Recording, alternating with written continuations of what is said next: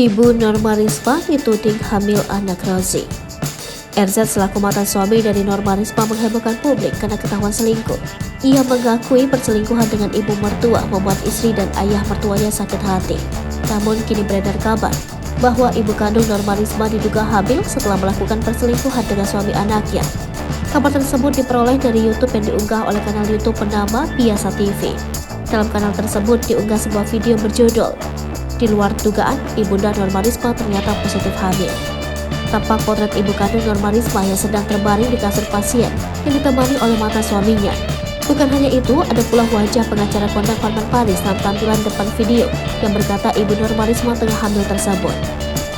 Lalu setelah ditelusuri lebih dalam mengenai video tersebut, ternyata tidak sesuai dengan judul. Isi videonya sama sekali tidak ada kaitannya dengan judul yang telah dibuat oleh sang kreator. Video tersebut juga hanya berdurasi sekitar 8 menit. Konten video tersebut hanya memperlihatkan warganet yang memberikan reaksi terhadap kejadian perselingkuhan ibu dan mantan suami Norma Risma. Hal ini seolah-olah menegaskan bahwa video diunggah kanal Biasa TV soal kabar ibunda Norma Risma hamil adalah berita yang belum bisa dipastikan kebenarannya.